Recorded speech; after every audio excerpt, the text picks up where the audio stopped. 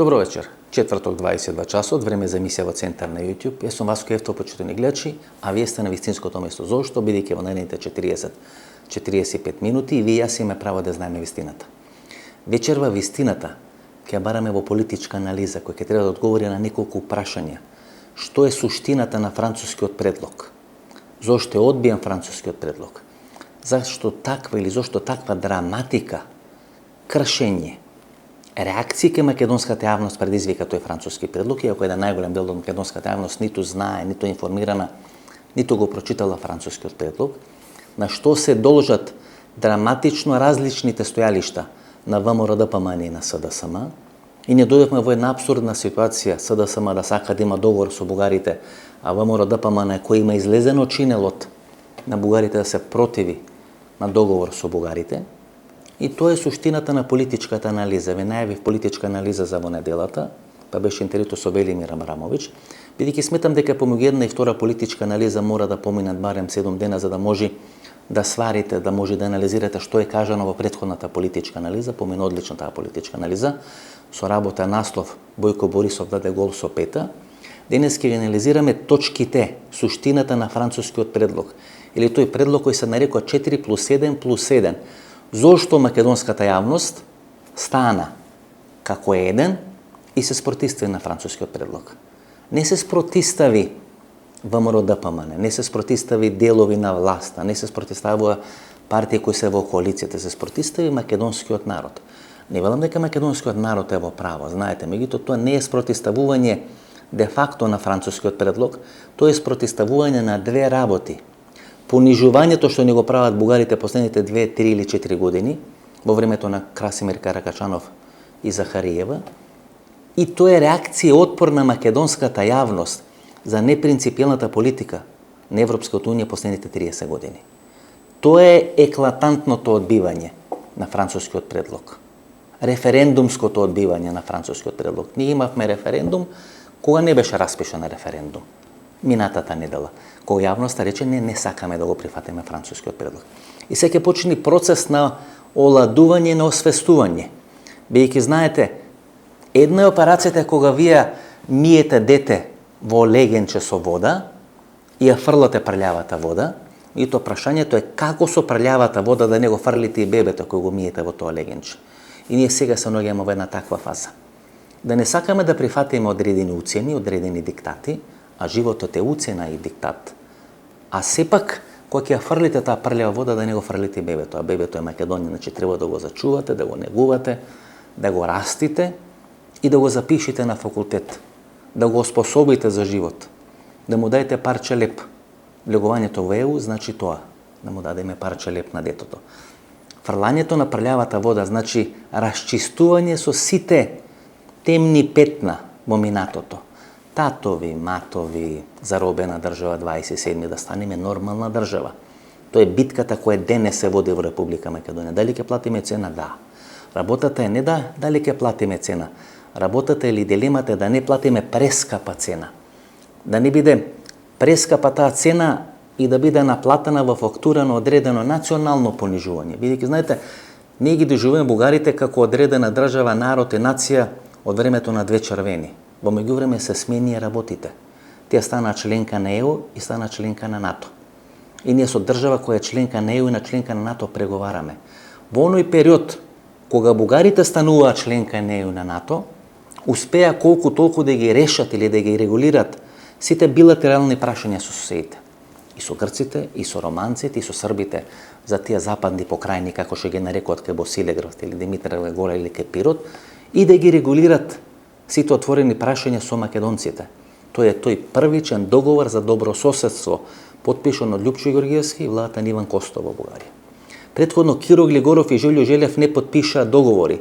Се сеќавате на таа историска посета на Киро Глигоров на Софија, кога ниту Киро Глигоров, ниту Желјо Желев не сакаа да ги потпишат веќе подготвените договори, беше за култура, за соработка и така натаму, бидејќи во договорите требаше да бидат потпишани на македонски и на бугарски јазик. Подоцна се најде таа формулација дипломатска да бидат потпишани на македонски и бугарски јазик согласно уставите на двете држави. Па доаѓа оној договор од 2018 година помеѓу Бојко Борисов и помеѓу Зоран Заев, па протоколот на Никола Димитров 2018-2019 година и сегашната фаза. Гледате, бугарите манифестират еден ретрограден национализам, фолклорен национализам, селјачки, драматично селјачки национализам. Како велат србите, што вечи селјак, то вечи кромпир. Е слично однесувањето на бугарите. Тие знаат дека се дразниме по бугарското прашање, знаат дека не можеме да прифатиме уцена, диктат или било какво барање од бугарите, играат токму на таа наша психолошка карта, на таа наша психолошка ранлива. Знаете, ние се уште мислиме дека сме во СФР Југославија и дека сме толку мокни во рамки на таа СФР Југославија што сите соседи ни завидуваат и знаат дека ние живееме подобро од нив. Не, сите не претрка. Во меѓувреме изминатите 30 години со неспособни власти во Република Македонија сите успеа да станат многу подобри од нас. И тоа е суштината. Кога веќе одбиете француски предлог, тогаш вие не велите не на Софија, туку вие велите ние не сакаме да учествуваме во тие процеси. Едно е да барате да биде подобрен тој договор, а второ е априори да го отфрлите. Бидејќи кога априори ќе го отфрлите тој договор, доаѓате во фаза во која беа србите 99 година кога го одбија договорот или предлогот во Рамбује. Тоа ќе го анализираме во текот на оваа емисија. Бугарскиот предлог е 4+1+1, 6 точки. 4 клучни, па една додадена, па уште една додадена. Проширена и надградена. Значи, бугарскиот предлог е основа 4 точки, проширен, надграден со уште една плюс уште една точка. Клучното прашање околу кое се кршат во моментот копијата помеѓу Македонија и Бугарија, две клучни прашања се. Дали историските прашања ќе бидат составен дел на договорот или ќе останат бидат составен дел на протоколот кога има подпишано Никола Димитров заедно со Екатерина Захариева тамо некаде пред 2 години. И дали бугарите ќе станат составен дел на Уставот на Република Македонија кога тоа ќе биде направено. Имаме одредена теза дека ние како држава не треба да бидеме банана држава и да го менуваме Уставот на секое барање. Па барале Хрватите, ај ќе ги ставиме во Уставот, па барале Црногорците, па ај ќе ги ставиме во Уставот. Па барале бугарите, па ај ќе ги ставиме во Уставот. Бидејќи нели сериозни држави не менуваат устави на било кое барање или на било кој притисок. Да, навистина тоа е така, американците дали имаат сменато 10 пати уставот нивната 250 или 300 годишна историја, меѓутоа ние сме млада држава која ферментира. Кога ве ферментирате, мора брзо да ги правите политичките проценки, брзо да ги менувате работите, брзо да се прилагодувате, за да можете да направите одредена рамка со која ќе дефинирате државата и незината иднина. Што е клучно кај бугарското барање, бугарите да бидат составен дел на уставот. И двете политички партии имат различни стојалишта, говорам двете клучни политички партии во Република Македонија, и двете политички партии ги менуваат своите стојалишта многу побрзо во МРДПМ споредба со СДСМ. Кај СДСМ политичкото стојалиште е следното. Тие прифаќаат бугарите да се составен дел на Уставот на Република Македонија, но прво да биде трнато ветото од страна на Бугарија и во наредниот период од 12 или 15 или 18 месеци да бидат спроведени уставни измени каде што бугарите ќе бидат составен дел на Уставот на Република Македонија. ВМРО ДПМ на изминатите 2 или 3 години има 3 различни стојалишта. Првото стојалиште, кое Христијан Мицкоски го каже на средба во Загреб со Бојко Борисов, на оние средби или конгреси на партијата на десни политички партии или ЕПП во Европскиот парламент, кога му вели на Бојко Борисов, сичко ше подкрепим. И тоа е првата фаза на ВМРО ДПМ на Христијан Мицкоски, кога се обидуваат да се вратат од паркот на трибините, од трибините да се спуштат на терен, да може да играат бидејќи се исклучени, изолирана партија, партија која сметат како составен дел на заробената држава, која симната од власт со настаните на 27 април 2017 година. Втората фаза е средбата на Христијан Мицкоски со Кирил Петков, кој се случува пред неколку месеци на почетокот на оваа година во Скопје, кога Христијан Мицкоски го кажува ставот дека тие немаат ништо против бугарите да бидат составен дел на Уставот на Република Македонија. Тоа го кажува и Тимчо Муцунски во интервјуто на Сител телевизија. Меѓутоа Христијан Мицкоски додава ако има гаранција дека тоа ќе биде последното бугарско барање. И тоа е втората фаза на ВМРО ДПМН. Третата фаза која кажува на митингот кој се случи пред 2 недели, кога вели дека е тој претседател на ВМРО ДПМН нема да дозволи уставни измени. Ете, тоа се 3 драматично различни стојалишта на ВМРО ДПМН во однос на прашањето дали бугарите треба да бидат составен дел на Уставот на Република Македонија. Знаете ли што е суштината на тоа барање? И ако овие 3 ставови и 3 фази на ВМРО ДПМН ги споиме или ги споредиме со ставот на СДСМ. Ако во моментов се прифати стоелиштето на Бугарија, на еврокомесарот за проширување Верхели или на францускиот предлог, прво да бидат отворени уставни измени, па да биде отворено прашањето за внесување на бугарите во уставот или преамбулата на уставот на Република Македонија, тоа значи дека целиот преговарачки потенцијал, целата сила во преговорите, вие ставате во рацете на Христијан Мицкоски. Бидејќи од тие 6 или 8 пратеникаа на Христијан Мицкоски, ќе зависи дали прво ќе влезат бугарите во уставот на Република Македонија и потоа ќе биде тргнато бугарското вето. Што значи дека бугарското вето и тргањето на бугарското вето вие го ставате во рацете на Христијан Мицкоски. Ако се прифати предлогот на СДСМ, прво да биде тргнато бугарското вето и во наредни 12 до 18 месеци да бидат спроведени уставни измени каде што бугарите заедно со црногорците и хрватите би станале составен дел на преамбулата или на уставот на Република Македонија, тогаш ќе намалувате драматично преговарачката позиција на ВМРО-ДПМН на Христијан Мицкоски. Тоа е суштината. Дали Верхелји, човекот на Виктор Орбан, сака да инвестира во европерспективата на Македонија или сака да инвестира во враќање на ВМРО-ДПМН на власт? Тоа е суштината. Бидејќи ако прво биде тргнато бугарското вето, тогаш владата на СДСМ ќе се пофали со почеток на преговорите со Европската унија. Ќе има 6 до 12 или 18 месеци. Во тие 18 месеци ќе се случуваат драматични ломови во врвот на ВМРО-ДПМН. Можете ли да предпоставите што ќе се случи таму во таа партија? Знаете, едно е вие да се спротивставувате на преговори, да браните руска агресија или интервенција на Украина, да велите не дозволуваме бугарите да бидат составен дел на уставот, а второ е да биде тргнато бугарското вето и да зависи од вас дали вие тоа ќе го прифатите или нема да го прифатите. Можете ли да предпоставите од 0 до 100 колкав ќе биде процентот дека во таа политичка партија ќе се случат драматични расколи, драматични турбуленции, бидејќи тешко да бидете дел на партија кој се спротивстава на европерспективите на Република Македонија. Тоа го кажав пред една недела, односно пред 2 емисии. Тешко е вие да не кренете рака кога станува збор да гласате за одреден предлог кој гарантира на Македонија почеток на преговори со Европската унија.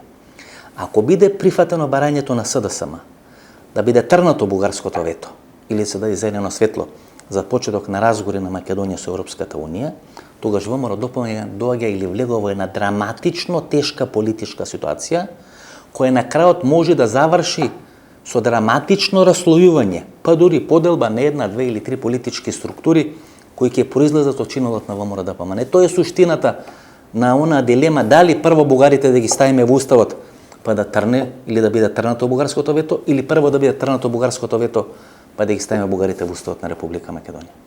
Само во тој контекст можете да го анализирате однесувањето на еврокомесарот за прашување господинот Верхелји, кој рече дека францускиот предлог кој го прифати Бугарија, а го отфрли Република Македонија, или побара да биде доработен францускиот предлог, денес станал составен дел на европската рамка за Република Македонија. Тој веќе не е француски предлог, нели според ставот на господинот Верхелји, туку станал европски предлог. И Република Македонија, одбивајќи го тој предлог, де факто одбива својата европска иднина. Бидејќи знаете што е проблемот кога ви одбивате еден таков предлог. Ако го одбиете таквиот предлог на Франција, тога се поставува прашањето дали Македонија и Албанија ќе бидат одвоени пред следниот самит на Европската комисија или Европската унија некаде крајот на оваа година. Бидејќи ако Македонија дефинитивно го одбие предлогот, тога зошто Албанија би била заложник на една држава која не се согласува со предлог кој веќе не е бугарски предлог, не е француски предлог, туку е предлог на Европската унија. И ако Република Македонија априори тоа го отфрли, тогаш Република Македонија априори покажува одреден став дека не сака да стане земја членка на Европската унија. Со таква држава, тогаш вие нема што да се бафтате. Ќе оставите ко Кипар или ќе оставите ко Турција во некоја чекална во наредни 20, 30 или 50 години, и во таква ситуација нема што Албанија да биде заложник на таа држава. Во тој момент ќе биде активирано барањето на истиот тој Верхелји, кој вели дека Албанија и Македонија треба да бидат одвоени и поделени, дека нема што Албанија да ја чека Македонија да ги решава споровите со Бугарија, бидејќи сега ние веќе не решаваме спорови со Бугарија. Бугарскиот парламент со аплаузи го прифати францускиот предлог. Тоа веќе не е бугарско барање, тоа е веќе француски предлог кој е прифатен во парламентот на Република Бугарија. Бидејќи е прифатен од страна на Бугарија, тоа значи дека останува само Република Македонија и притисокот да се врши врз Република Македонија. Бидејќи ние веќе во бугарскиот парламент имаме една декларација на Бугарија, освоена некаде 2017 година, и имаме француски предлог кој освоен некаде пред 10 дена. Што значи дека бугарите треба да менуваат и францускиот предлог што го имат освоено и да менуваат својата стратешка позиција или декларацијата во која се дефинираат бугарските црвени линии кои усвоена во парламентот од претседателот на државата и сите политички партии кои тогаш учествувале во бугарскиот парламент. Гледате колку е бетонирана сега целата таа ситуација. За време на последната посета на Верхели во Скопје, тој има разговор тет-а-тет со Христијан Мицкоски, каде инсистира амбасадорот на Европската унија во Република Македонија да не биде присутен на тој состанок. Прито тој состанок е закажан со Александар Николовски, е сменет во последен момент наместо со Александар Николовски да биде со Христијан Мицкоски. Унгарската позиција е многу јасна. Всушност преку Унгарија, преку Виктор Орбан, не само во однос на македонското прашање, туку и во однос на односот кон Русија, руската нафта, рускиот природен газ, односот на Европската унија кон патриархот Кирил, кога Унгарија става вето тој да не биде ставен на црната листа, всушност покажува дека секогаш германците и французите преку немирното дете Виктор Орбан спроведот одредени своји политики во Западен Балкан и на Балканскиот полуостров, кои не може самите да кажат на крајот на криштата. Прво е француското вето, после промената на името Република Македонија, и подоцна доаѓа бугарското вето. Пред да стават французите вето, бугарите без вето дозволуват или дават зелено светло Република Македонија да стане членка на НАТО алијансата или на НАТО пактот. На таа средба со Христијан Мицкоски очигледно е редефинирана или е дефинирана позицијата на опозицијата и на Верхели во однос на македонското прашање. Оние спинови кои се пуштат дека биле праќени СМС пораки до одредени амбасадори или министри на европски држави да гласат против приемот или отпочнување на преговорите на Европската унија со Република Македонија, може би да се стават во некој таков контекст. Немаме доволно информации и не би презентирали одредени шпекулации. Меѓутоа, унгарскиот став е дека тие сакат да падне влада на Република Македонија предводена од СДСМ, да биде заменета со влада на ВМРО ДПМН, но начело на таа влада и на таа партија да не биде Христијан Мицкоски, туку да биде Александар Николовски. Прокуристот на интересите на Виктор Орбан во Република Македонија Александар Николовски, вториот човек во таа партија ВМРО ДПМН. Во тие СМС пораки или Вибер пораки на целата оваа група која се нарекува Делчевски ниви, кај што се најблиските соработници на Христијан Мицкоски, кој завршија на 30-дневен топол оброк 3 пати на ден, еден поголем дел од разговорите е посветено како да биде сменет Александар Николовски после Конгресот или после политичките разврски во врвот на ВМРО ДПМН. Јасно се дефинирани сега работите. Александар Николовски е фаворитот на Унгарија. Со помош на Александар Николовски, дел на унгарски пари, гледате она афера со Азербејџан, гласање и така натаму во Европскиот совет. Врските со Турција, со Чавушоглу, кој го одржува Александар Николовски. Со Илир Мета, поранешниот албански претседател, кој беше сменет некаде пред 2 или 3 недели. Парите или правењето на коалицијата за рушење на власта на 13 ноември, Рублја, Патриоти и стратегијата, тоа се реализира преку Александар Николовски. Тој е нивниот фаворит. Христијан Мицкоски тука во моментот ја игра улогата на лидер на ВМРО ДПМН, кој треба да дојде на власт, кој се обидува по секоја цена да создаде политички хаос во Република Македонија, бидејќи инструкторите, тие кои со кран го донесоа начело на партијата, тоа могу имат направено. И тие од една страна се незадоволни, можеби од начинот на кој тоа ја води целата политика, од друга страна постојано со помош на Александар Николовски ќе го плашат дека може да биде сменет. ВМРО ДПМН на митингот кој беше направен пред 2 недели одеше на едно драматично создавање на политичка криза во Република Македонија, создавање на политички хаос. Бидејќи финалето на тој митинг беше да бидат ставени шатори пред владата и пред собрањето на Република Македонија. Значи да биде репризирана шарената револуција. Прво, митингот не беше толку успешен како што очекуваа. Имаше 14.600 до 14.800 присутни на тој митинг. И мокни амбасади го притисна Христијан Мицкоски да не става шатори пред владата и пред собрањето и да ја радикализира политичката ситуација во Република Македонија. Вела дека германската и американската амбасада имат интервенирано. Не само што имат интервенирано, туку веројатно имат употребено и булдожер дипломати. На крај ВМРО ДПМН се откажува целата таа работа. Има 3 фази на таа хистерија на ВМРО ДПМН изминатите 3 или 4 години. Првата фаза завршува, тоа е со они преспански договори, гласањето во парламентот Нола Исмаиловска и 6 пратеници на ВМРО ДПМН кои гласат, именуваат страната и гласат за освојување на промена на името во македонскиот парламент и тоа финализира со бегството на Никола Груевски во Унгарија. Втората хистерија, втората фаза е укинување на СЈО или специјално темно обвинителство. Зошто? Бидејќи специјално темно обвинителство беше доживувано од ВМРО-ДПМН како алатка на СДСМ да биде затворена таа партија и да бидат затворени најблиските соработници на Никола Груевски. И ова е трета фаза на хистерија. Всушност, ние во моментот живееме во најгнасната фаза на груевизмот изминатите 15 или 20 години во Република Македонија.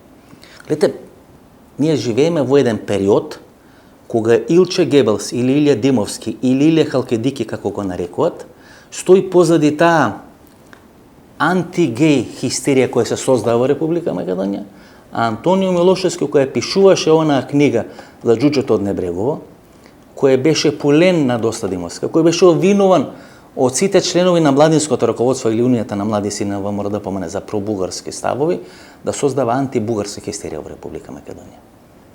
Ниту едниот, ниту другиот размислуваат така за како што прават хистерија во Република Македонија. Меѓутоа едноставно сака да се спасат и против едниот и против другиот се водат судски процеси кои потекнуваат од претходното специјално јавно обвинителство. Ако се прифати францускиот предлог или предлогот на Верхели, прво да се смени уставот и да влезат бугарите во уставот на Република Македонија подоцна да биде трнато бугарското вето, можете ли да претпоставите кои ќе бидат барањата на Христијан Мицковски? Да биде ослободена зградата, да биде ослободен имотот, да запре случајот Талир, да не се гони Сашо Мјалков, да не се гони Никола Груевски, да не се гони Илија Димовски, да не се гони Антонио Милошевски, да запра сите судски процеси. Тоа е суштината на политичката битка. Затоа ве вадат 14.600 или 14.800 да протестирате против владата. Не дека не треба да протестирате. Па има милион причини зошто треба да протестирате и зошто треба да биде сменета оваа влада.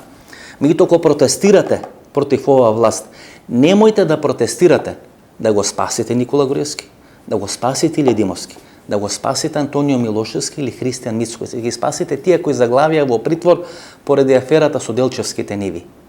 Бидејќи е крајно време криминалот да не се спасува во Република Македонија. Па првичното интервју со они Ларис Гајзер беше дека јас не сум новинар на мафијата и нема да дозволам мафијата да владае во оваа држава. Бидејќи влезот во ЕУ значи токму тоа. Американската амбасадорка која е во заминување, во нејзин мандат е укинато специјално јавно обвинителство. Тоа ќе е драматична црна дамка на незината политичка или амбасадорска кариера. Завршена е таа незина амбасадорска кариера. Бидејќи проектот кој го направија американците да се расчисти со оваа држава. Бидејќи ако имаме заробено судство, ако имаме скваровски судство и имаме заробено обвинителство, сетите се само на интервјуто со Вилма Русковска, кај што велам дека специјално темно обвинителство е направено бидејќи незиното обвинителство не се вршеше својата работа.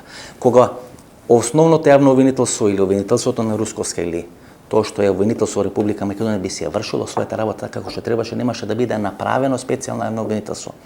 Бидејќи судството не се врши својата работа, овие хистерии кои се прават сега во парламентот се околу судските измени. Гледате, точно Антонио Милошевски на копче се активира за судските измени, како што беше активиран за специјално тајно обвинителство. Зошто? Бидејќи му гори до кожата, бидејќи знае дека ако тоа не биде направено и блокирано сега, ќе заврши на топол оброк 3 пати. Не има судски процес против него, против Илија Димовски, така натаму и така натаму. Затоа велам дека патриотизмот е последно уточиште, не го кажувам јас, само цитирам одредена мисла, дека на крајот на денот патриотизмот станува последно уточиште на криминалците. И тоа е суштината на секој популизам или во наводници долар или лубра патриотизам, кој на крај завршува за одредени политички кариери, да не бидат згаснати тие луѓе, да не завршат топол оброк 3 пати на ден. Тоа е суштината на политичката хистерија која сега се случува. Кој е ветото кој се става, нели, од страна на Франција. За да биде трнато тоа вето, мора да бидат спасени политички кариери.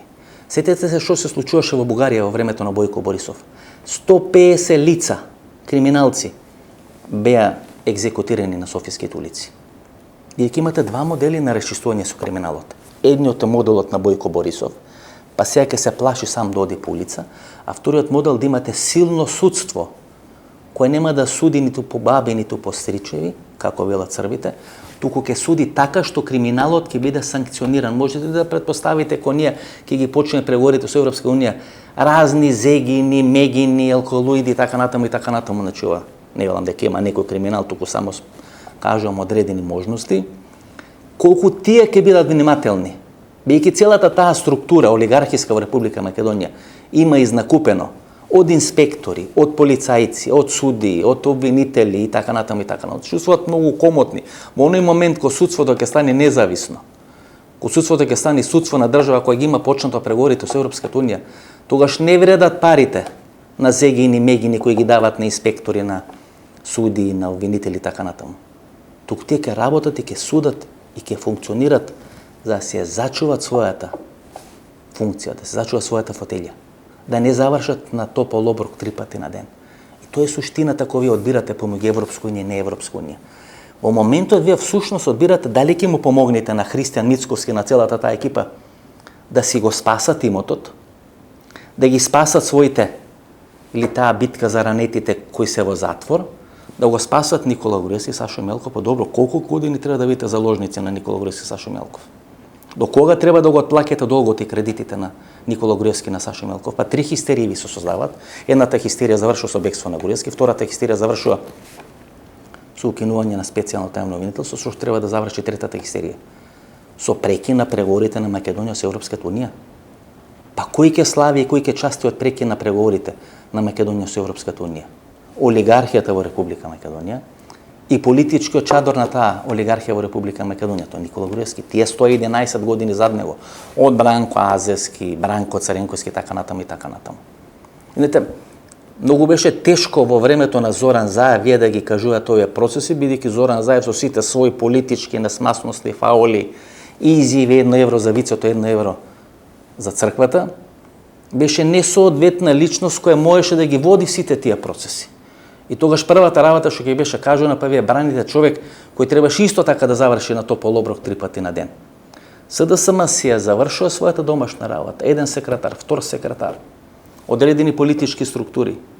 Никој не е пречи на Вилма Русковска да санкционира одредени криминали кои се прават во Македонија.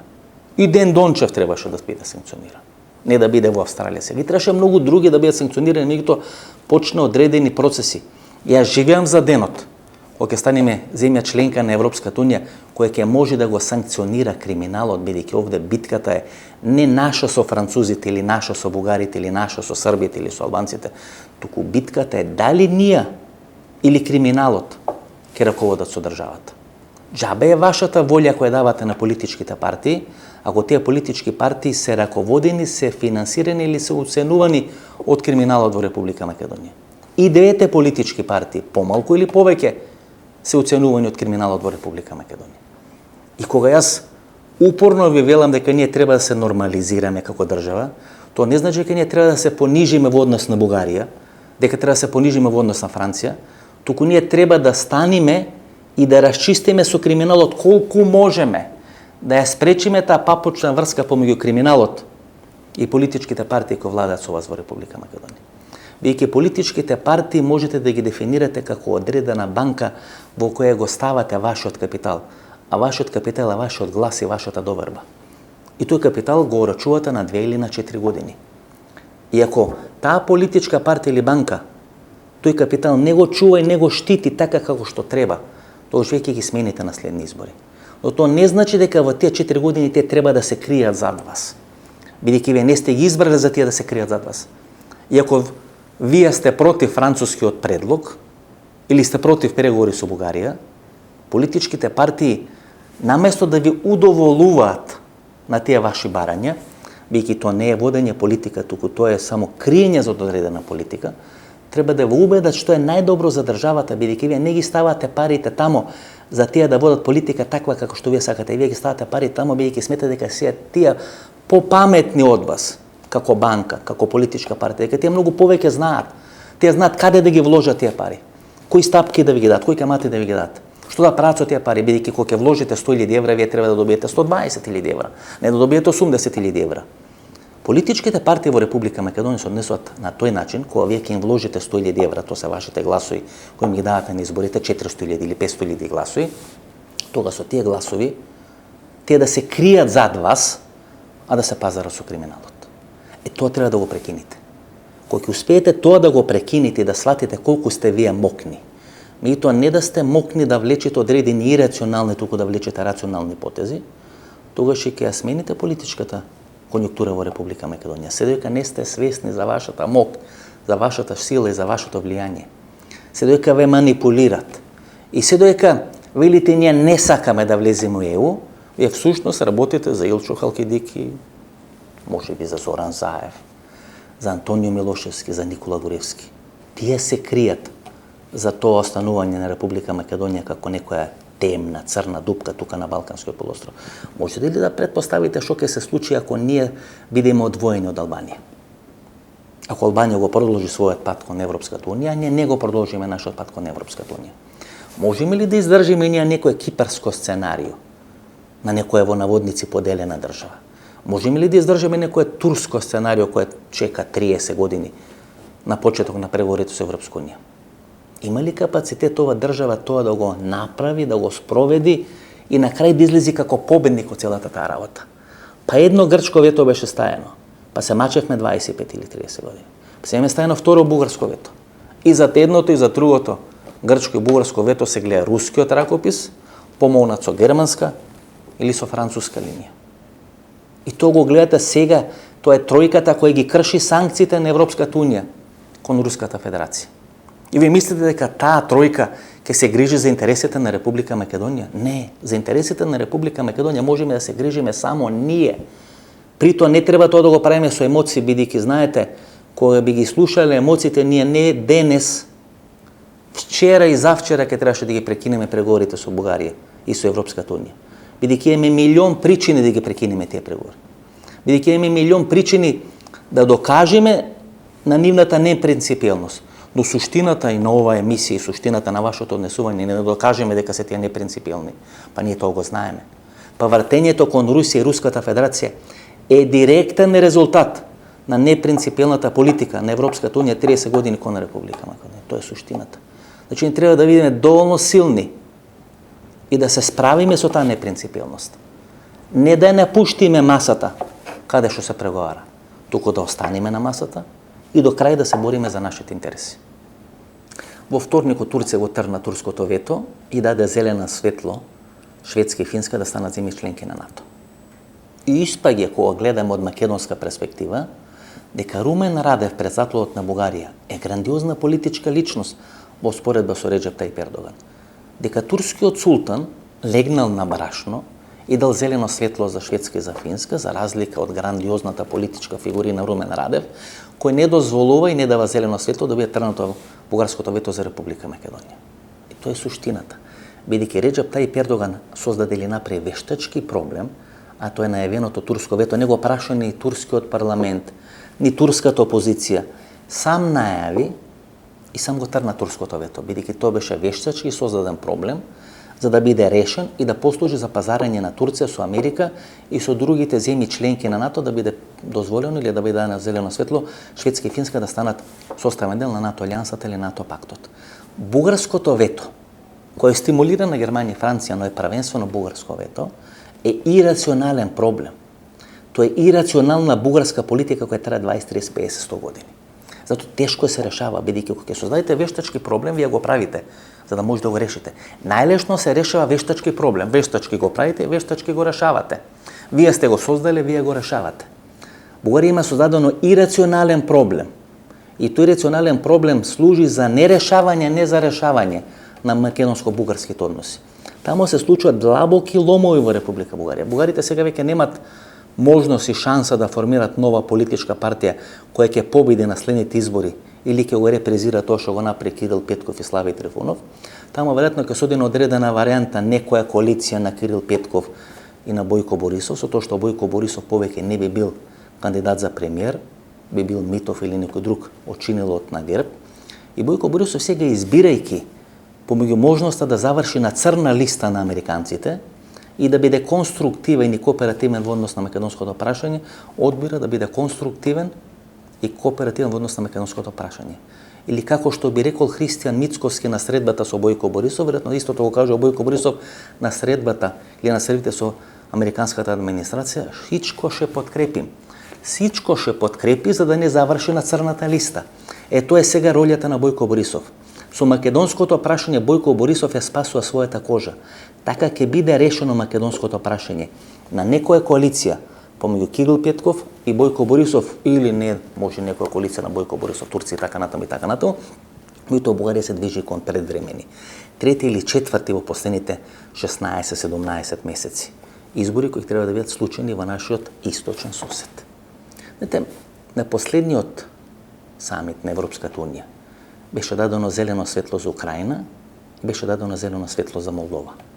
И беше заборавен Западен Балкан.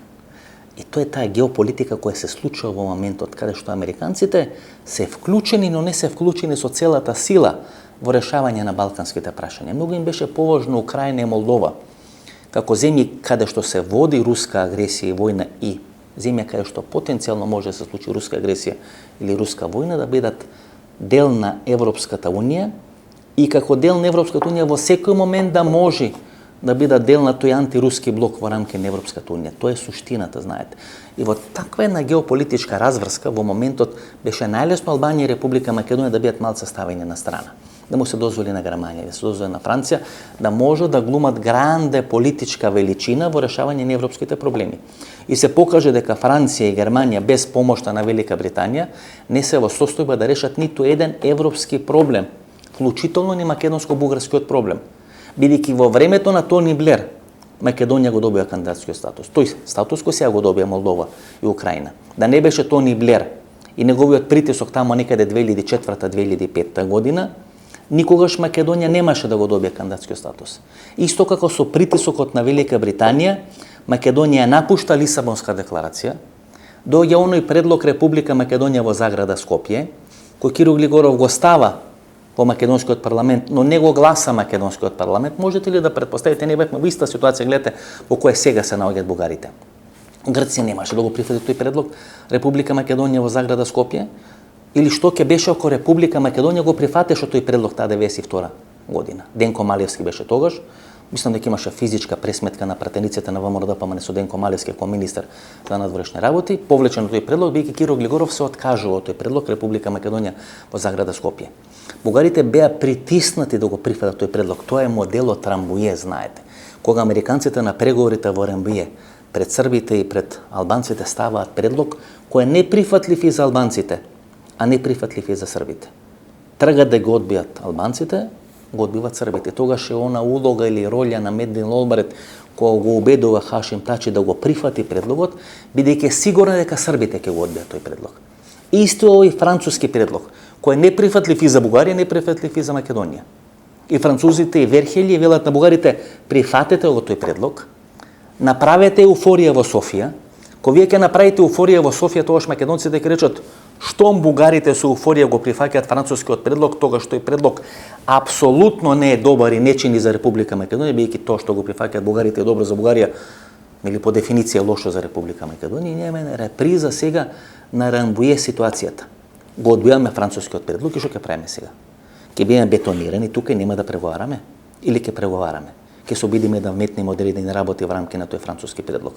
И кој ни гарантира дека ако влеземе во тоа Рамбује сценарио во кој влегува србите, бидејќи тоа што им беше нудено со Рамбује е милион пати подобро од тоа што сега србите го имаат како состојба на Косово. Каде е јужната српска граница? Ке Косовска Митровица или на границата со Албанија и на границата со Република Македонија? Со предлогот со Рамбује и српска војска и српска полиција и НАТО сили ќе беа присутни на косовска територија, но Косово ќе беше составен дел на Република Србија.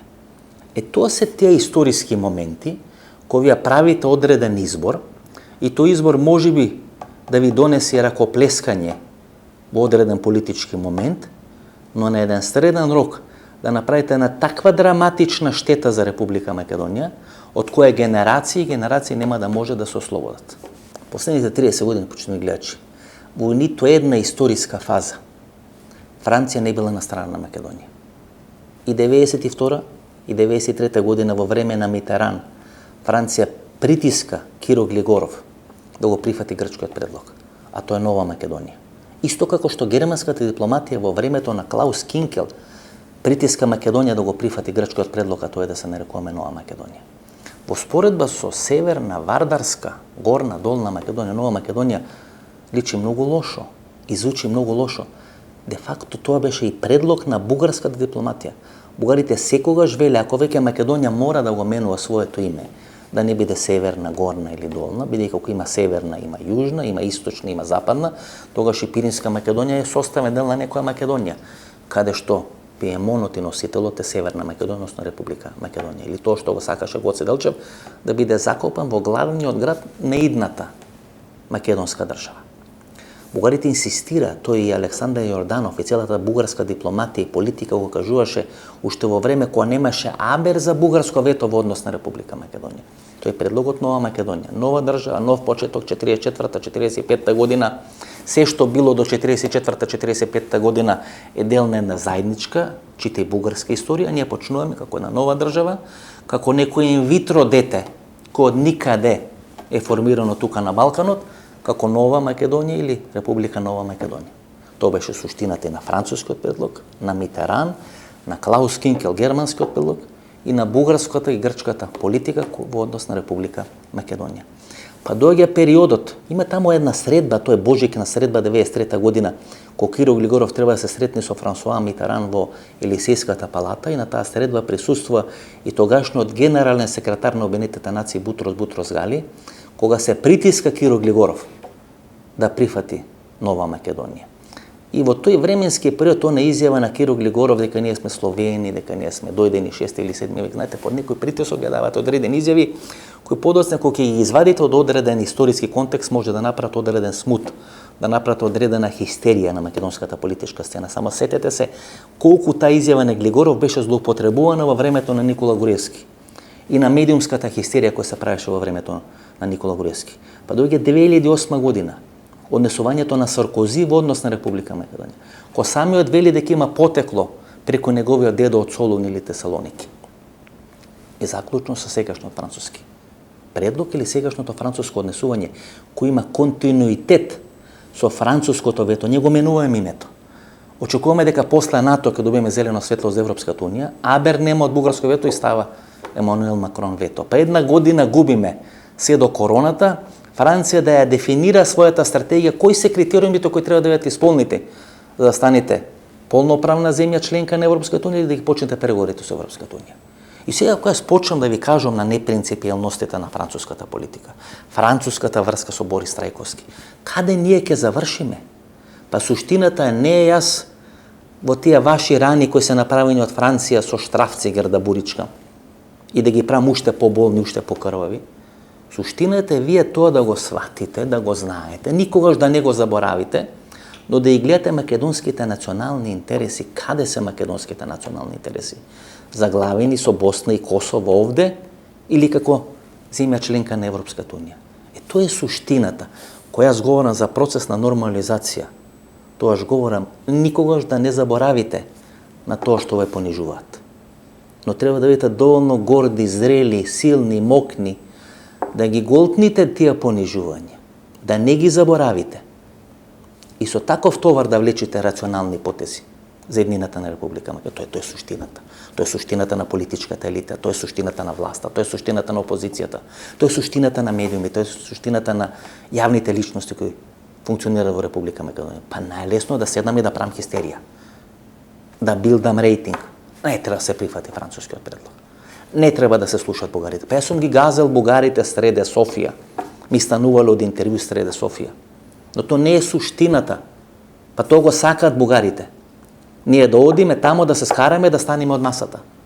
Седите на масата и да преговарате, ако треба и 2 години, ако треба и 2 месеци, и да се борите за македонските интереси. Бидејќи ние не сме ве одбрале вие да ја напуштате масата.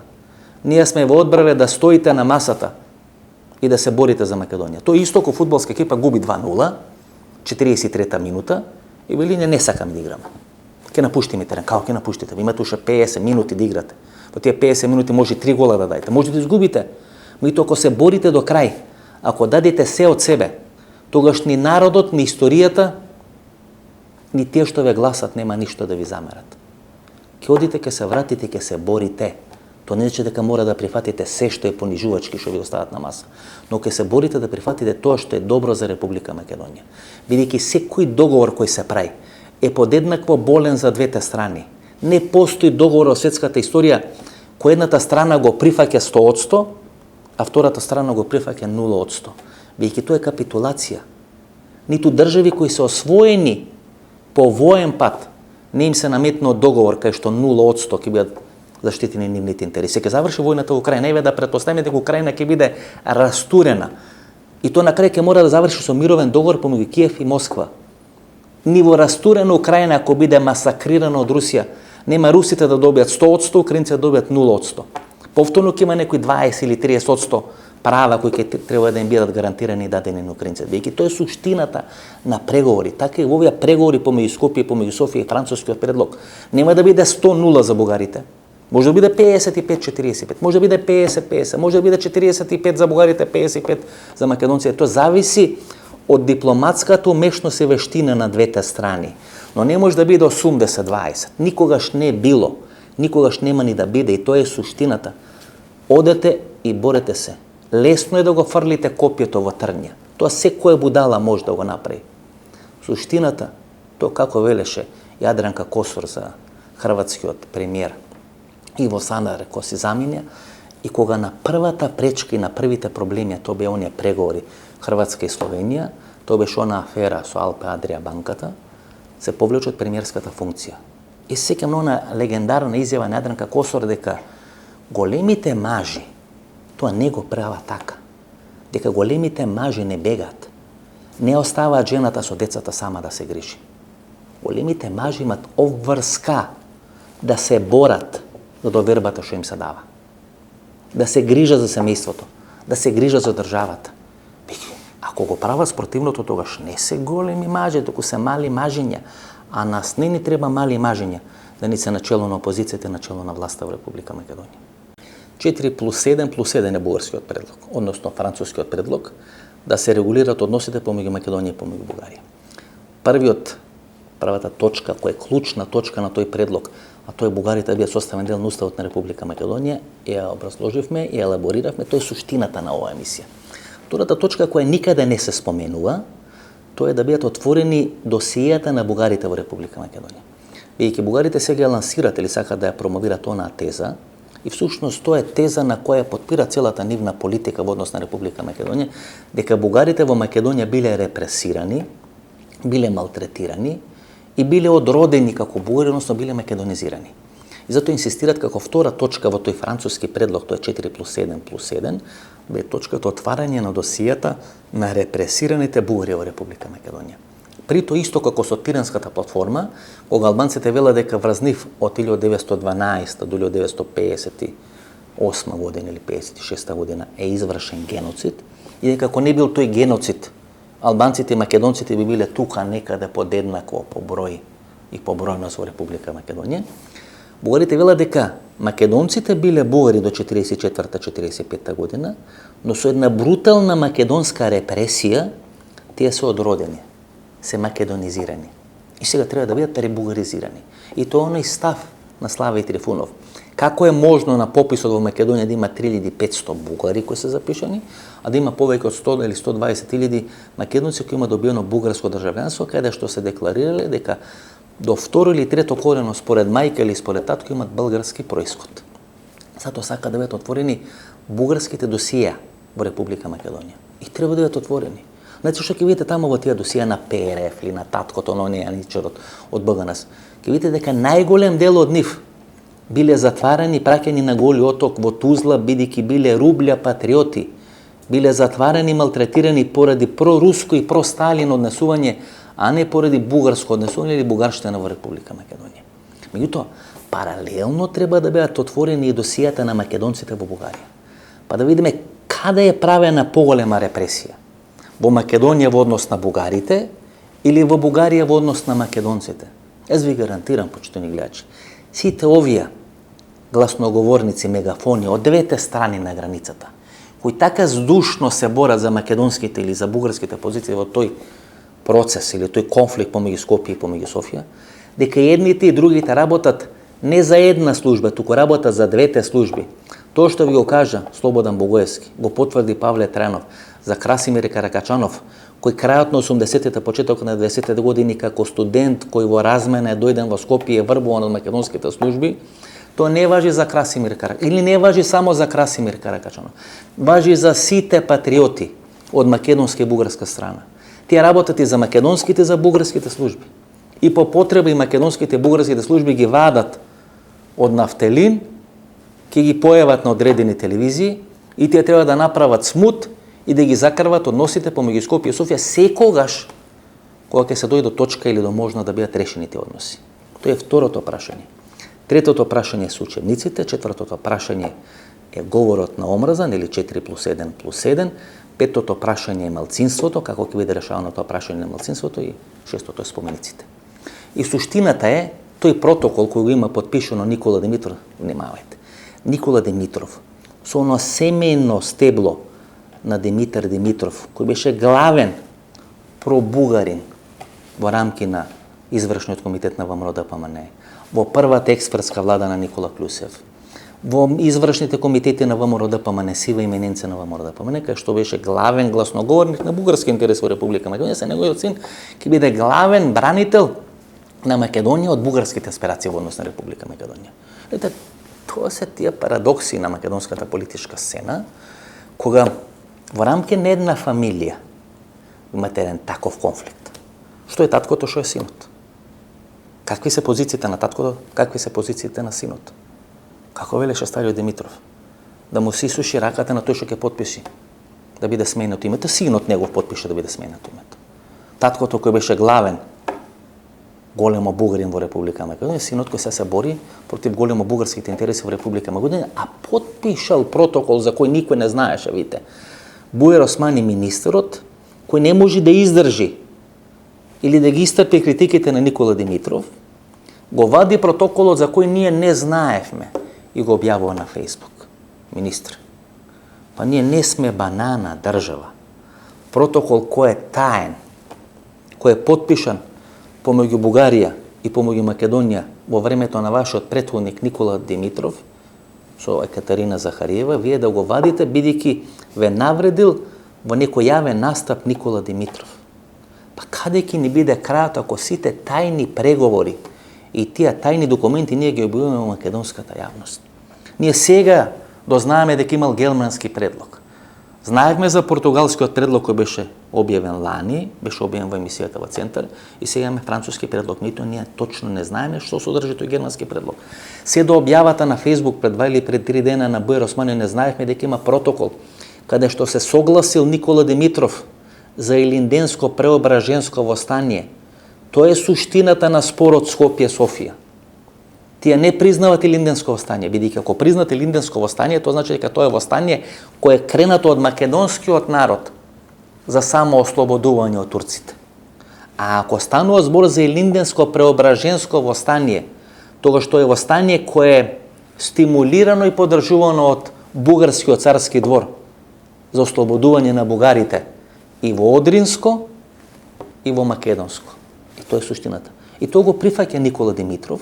И се гледа го вртат по сите овие удба телевизии во Република Македонија, или телевизии финансирани, контролирани и формирани од удба во Република Македонија, кои секогаш како на дугме, не велам дека Димитар Димитров или Никола Димитров дека се соработници од удба, велам дека телевизиите се формирани и се контролирани од удба и КОС во Република Македонија, и секогаш по копче во клучни историски моменти вадат одредени историски работи кои ги стават на маса за да може да не бидат решени одредени спорови. Тие се 6 точки на македонско-бугарскиот конфликт кои се составен дел на францускиот предлог. Прашањето на малцинството е решено уште во времето на Киро Глигоров. Оние уставни измени 93 година преговорите со Грција и во договорот помеѓу Лупчо Ѓорѓевски и Иван Костов, кај што ние нели се откажуваме од мешањето во внатрешните работи на Бугарија поради македонското малцинство. Дали е тоа грешка или не е грешка, ние не можеме да ја вратиме историјата назад. Тоа е 6-та точка. 5-та точка се спомениците. 4-та точка е говор на омраз, учебниците, медиумите и така натаму, кај што и тие ние имаме право преку Министерството за надворешни работи на Бугарија од македонска страна и преку Министерството за надворешни работи на Македонија од бугарска страна да пријавиме говор на омраза. Знаете, Сите ние забораваме дека во Македонија имаме осудителна пресуда на човек кој му си има заканувано, го има навредувано Реджеп Тајип Ердоган. Македонските судови, кои не судат за гнасотилаци напишени во порталите, бидејќи порталите не се медиуми, но имаме осудителна пресуда за еден човек кој го има навредувано, му се има заканувано на Реджеп Тајип Ердоган. Тоа е четвртата или третата точка. Спомениците кај што веројатно ние прифативме или бугарите прифаќаат дека еден дел на спомениците ќе бидат трнати тие бугарски фашистички окупатори. Тоа е тешко, замислете на споменик на Стив Наумов или споменик во Ваташа, вие тоа да го трнете. Тоа е мизерно, тоа е понижувачки, тоа тешко може да го прифати било кој македонец. Меѓутоа тие преговори кои се водат и тие преговори кои се тешки, и кои ги води едната и втората страна, ќе имате работи кои ќе ги добиете и работи кои нема да ги добиете. Работи кои ќе ви одговарат и работи кои нема да ги одговарат. Работи кои ќе ги сакате и работи кои нема да ги сакате. Тоа е така за нас, тоа е така за бугарите. И те бугарите тргат од позиција дека македонците се бугари. И дека до 45-та година ние сме били исти народ. Бидејќи исти народ има иста историја, односно заедничка историја. И сега бугарите треба да се откажат од таа своја позиција, не да се откажат самите, бидејќи те ќе врват до таа позиција до крајот на нивниот живот, туку бугарите треба да прифатат дека некоја земја, која е била иста со Бугарија до 44-45 година, сега ќе има македонски јазик во Европската унија, ќе има македонски народ во Европската унија, ќе има македонски идентитет во Европската унија. Мислите дека тоа е лесно за бугарите? И ние ќе треба да прифатиме дека нема секогаш 3 пати на ден да употребуваме дека бугарите биле фашистички окупатори во Република Македонија. И дека на некој споменици тоа нема да го пише. Мислите дека тоа не е апсолутно не е лесно. Па нема нормален македонец кој би го голтнал тоа без грижа на совест. На кој нема да му треба едно литро кока-кола да може да ја голтне, тоа да не му остане тука како кнедла во грбот. Бидејќи тоа е животот. Вие во животот замислите со вашата сопруга од 10 работи за кои се договарате, сите 10 да се во ваша корист. Или ќе имате некоја кукла од сопруга, или психички ќе ја пореметите, или ќе ве остави. Па не можете во животот да правите се што вас, така и во преговорите. Има да голтнат тие кнедла, има да голтниме ние кнедла и ќе се најдеме некаде на 50, 55, 45 и ќе направиме одреден договор. Дали тој договор ќе ми прави голема радост и кај не? Дали тој договор треба да се направи? Веројатно да. Бидејќи прашањето дали ќе се закопаме во сегашноста или ќе се обидиме да ја смениме иднината. Дали сме задоволни од сегашноста? Не. Дали сакаме да биде подобра иднината? Да. Дали полесно ќе се договориме со србите или со хрватите во однос на бугарите? Да, бидејќи ние бугарите и ден денес ги сметаме како народ и држава од второстепено значајни категории. Ние живееме со оние премиси, со оние рамки дека тие се дечрвени, дека тоа се бугари татари, дека се дојдени од тамо некаде ке Волга и така натаму. Генерации македонци се воспитувани, не школувани. Знаете, ние и да го трниме тоа од учебниците, ние ќе останеме да бидеме школувани или да ги воспримаме работите на еден таков начин. Многу е тешко со народ или два народи кои граничат тамо на Деве Бајри, кај што се кренатен и Берлински зид, кај што се развијат одредени емотивни прашања и рационални спорови, и да дојдете да ги решите тие рационални спорови, без сериозни политички реперкусии во Република Македонија или во Република Бугарија. Знаете, бугарите се измалкнаа од целата таа ситуација, нема да им падне влада. Мислам дека македонска влада се плашеше дека ќе падне, па капитулираше, се повлече, терираше од тој француски предлог. Ќе се обиде да го подобри тој француски предлог. 2 дена беше во Софија Бујар Османи, не слушнавме дали е нешто договорено или не е договорено, замина во некоја официјална посета на Шпанија или работна посета на Шпанија, не знаеме што се договара, не знаеме што се преговара. Но што и да се преговара, тоа ќе е последното тешко прашање кое ќе треба да го решат македонците. И на крај се остава најлошото, најтешкото прашање, најтешко за варење, најтешко за голтање. Знаете, како велат, имате грне мед и грне пели. И во животот вие, ако сте умешни, ќе миксате. Еден ден ќе имате грне или лажица од медот, еден ден лажица од пелинот. Во одредена фаза, ние го изедовме медот, ни остана пелинот. И сега треба да го голтнеме пелинот, притоа немаме вода и немаме мед, со кој горчината од пелинот ќе можеме да ја камуфлираме. Или да направиме тоа да не биде многу полесно за голтање. И исто и за бугарите. наместо тоа да го решиме 91-92 година, и Македонија веќе да беше земја членка на Европската Унија, каде што ќе имаше бугарски инвестиции, каде што во Бугарија ќе имаше македонски инвестиции, каде што немаше да се караме и да се мрзиме, бидејќи ова омрза која е создадена ќе трае наредни 50 години, ние го изедовме медот заради политичката кариера на Каракачанов, на Груевски, на сите тие екипи, и сега ќе остане за едните и за другите да го јадиме пелинот. Како тоа ќе биде турбулентно, ќе биде страшно за реализирање, меѓутоа знаете, кога вие сте инвестирале 30, 50 или 100 години во еден таков проблем, фрустрации, ирационалности, насотилоци, и тогаш на крај некој ќе мора да го плати ручекот на оваа генерација политичари, им остана обврската да го платат ручекот. Сосема за крај, мислам дека ова е една од најемотивните анализи кои сум ви кажал, бидејќи мене ми е многу тешко да прифатам дека ние треба на еден ваков мизерен начин, како што го наметнува бугарската страна, да преговараме со Софија до одредени прашања за кои не се разговара, знаете. Како што е срамота да прашате дама колку години има, срамота да прашате некој со кој пиете кафе колку пари има на сметка во банка, тие се работи кои не се прашуваат.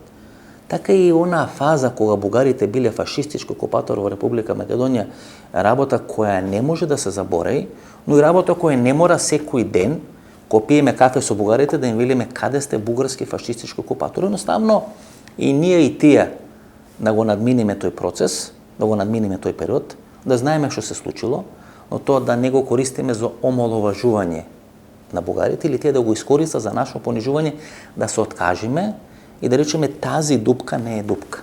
Но она лага, која вели дека сега сме во катастрофална позиција, бидејќи бугарите во секој момент ќе може да стават вето и да ги прекинат преговорите со Македонија, со Европската Унија.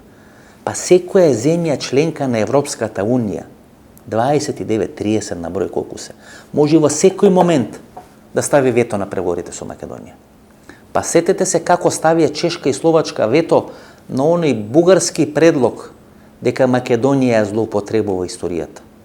На оној нивни предлог дека Кирил и Методи не се словенски просветители, туку дека се бугарски просветители. Холандија може да ви стави вето, да е незадоволна од финансиските реформи во Македонија. Чешка може да ви стави вето, да не е задоволна како големите банки имаат влијание врз гувернерката или гувернерот во Република Македонија. Секоја држава, дали по притисок на Франција и Германија, дали самостојно, дали по притисок на американците, може да ви стават вето. Тоа значи преговори со Бугарија. Па ние тоа сме окажувале самите, дека бугарите може да го трнат ветото да почнат преговорите, тие може да стават вето кога сакат, на кое сакат поглавје од тие поглавје кои ќе ги имат Европската Унија и Република Македонија. Но кога некој ќе дојди и од политикански, дури не се ни политички, од политикански причини, тука вас ке ве лаже и ке ве фарба дека еве сега сме во катастрофална позиција, бидејќи бугарите можат во кога сакат да ни го стават повторно ветото, па што би го тргале, па те имаат вето.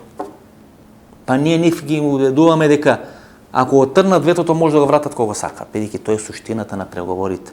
Тоа е суштината на рамката, не бугарите. Холандија, Ирска, Германија, Франција, кога сакат може да ни стават вето. Немојте да го труете народот со катастрофични рублја патриоти политики. Бидејќи единствена голема сила која во моментот ја одговара ова да биде нестабилен дел на Балканот е Русија. Погледнете го интервјуто на Нена Чанак, јас се обидам неколку години да направам интервју со Нена Чанак. Феноменално интервју за Face TV. Кај што објаснува дека Европската Унија прави драматична грешка кога им дава кандидатски статус на Украина и на Молдова, а го заборава Западен Балкан. Знаете зошто? Бидејќи во Западен Балкан многу полесно вие може да направите војна која нема да личи на руска војна, за разлика од Молдова и за разлика од Украина, кај што русите сами морат да интервенират. Затоа Западниот Балкан е најкревко место. И со ова кусо гледа политика која вие дозволувате бугарите да спроведуваат рублја патриоти политика во Република Македонија, вие правите драматична штета не за Македонија, туку за цел регион на Западниот Балкан. Бидејќи тоа е најневралгичната точка. Првата светска војна ви почна тука. Две балкански војни се случуваат тука. Дестабилизацијата на НАТО и на Европската Унија последните 20 или 30 години се случува тука. Дали е тоа Црна Гора, дали е Косово, дали е Босна. дали е Хрватска, небитно. Тука живеат слични народи, знаете. Кога живеат слични народи, тогаш имаат големи фрустрации. Бидејќи големата близина има потреба да се направи како голема разлика. Знаете, хрватите, србите мора да покажат дека се драматично различни. Како ќе покажете дека сте драматично различни ако не влезете во војна со некој со кој сте слични? Бидејќи ние бугарите сме слични, ние се треба да покажеме дека сме драматично различни. Ние покажувавме дека сме Александар Македонски, а ние ви ги убедувавме или ги обвинувавме или ги жигосувавме дека се татари. И едните и другите сакавме во целиот тој конфликт не да се договориме, туку да се испонижиме колку може повеќе. Зошто? За да докажеме дека сме различни. Среќа војна не направивме. Имаше војна на србите и на босанците. Преку таа војна во Босна и Херцеговина бошњачкиот народ се формираше како посебен народ. Исто како што сега без разлика кога заврши војната во Украина, украинците ќе се формираат како посебна нација. Тоа се две слични нации со русите, два исти народи, исто размислуваат, исто се борат, исто функционираат. Едниот е поголем народ, помоќен народ со оружје, со артилерија, со авиација, со све. А украинците кои за да бидат заштитени од рускиот народ прифатија со оној договор од Будимпешта 1994 година да ги уништат и нуклеарното оружје, ракетите и авионите со кои сега ги бомбардираат русите, за да обезбедат одредена безбедносна гаранција дека Русија нема да ги нападне. И Русија ги нападна. И нешто слично се случува помеѓу нас и помеѓу бугарите. Можеме да подпишеме милион декларации, ако не биде тоа гарантирано од големите сили. Слични народи, за да покажат дека се различни, мора да се навредуваат, мора да се колат, да се бесат, да војуваат помеѓу себе. Хрватите и србите, србите и црногорците, гледате што се случуваше со Српската православна црква кога е соборен Мило Џукановиќ пред 2 години од власта во Црна Гора. Босанците и хрватите, босанците и србите, Меша Селимовиќ, еден од најеминентните умови на поранешна Југославија, се декларираше како Срб. Тоа е суштината на малите народи, затоа сме ние краински народи. Кога вие сте краински народи, тамо Босна, Хрватска, кога сте раб периферија на одредени големи империи, тогаш ви населуваат луѓе на кои им дават одредена земја со обврска да ја бранат границата на империјата. И тоа се или поранишни затвореници, или луѓе со сомнително минато, или луѓе со проблематичен карактер. Бидејќи тој што ќе има луѓе под оружје, ќе добие земја, тој мора да биде брутален, да ја брани таа земја, да ја брани таа граница. Затоа има такви конфликти овде. Прво е сличност и второ се луѓе кои се тренирани, кои што веќе им стана генетика. Проблемите да ги решаваат со тепање, карање и убивање. Мислам дека конечно дојде време да почнеме проблемите да ги решаваме со разговор, се уморивме. Животот ни помина. Не мислам наредните 20 години да ми зависи животот, за да ме уценува опозицијата, да го ослободиме Никола Груевски, Сашо Мјалков, Антонио Милошевски или Илија Димовски. Не се согласувам. Ако СДСМ влезе во еден таков процес да се пазари со ВМРО ДПМН, а ке треба да влези ако се опстои на овој предлог, прво бугарите да бидат уставот, а после да бидат тргнато бугарското вето, немојте во рацете на Мицковски, на Груевски, на Мјалков да ја ставате можноста да се пазарат со нашата желба за Европска Унија, да не завршат на топол гулаш 3 пати на ден. Ова беше нашата вечерашна политичка анализа, со ексклузивни информации. Што содржи францускиот предлог 4+1+1. Паметни народи и паметни држави се учат на грешките и на однесувањето што ги прават други народи и други држави. Во историјата ние сме покажале дека секогаш се учиме на нашите грешки што ги правиме. Се плашам дека и сега, по 2, 3, 4 или 5 години, ќе се учиме на нашите грешки. И исто како србите што се учат на грешките од Рамбује. Се надам дека нема да бидам во право. Се надам дека се ова што ја оговорам, дека нема да биде точно, дека ќе се разбудиме еден ден и ќе не бидат решени проблемите. И ќе бидеме како Скарлет Охара во Однесено од вирот. Многу сум уморен вечерва и не сакам да размислам за проблемите. Утре кога стана може да бидат решени проблемите. За жал, во реалниот живот проблемите никогаш не се решаваат сами, може само да се комплицират и да се зголемат. И се надам дека ова генерација македонски политичари и македонски граѓани, големи македонци, горди македонци, ќе знаат дека нема да бидат помали македонци ако се договорат со бугари. Без разлика што пише во учебниците на споменици и така натаму. ние тоа го знаеме. Па ние не сме имали учебници пред 100 или 120 години. Бабите и дедовците, црквите или црквата ни ги пренесувала информациите. Бидете паметни, бидејќи само паметните и тие што се адаптабилни преживуваат на овој свет. Диносаурусите биле најголеми. Не можеле да се адаптираат на климатските промени, веќе не постојат.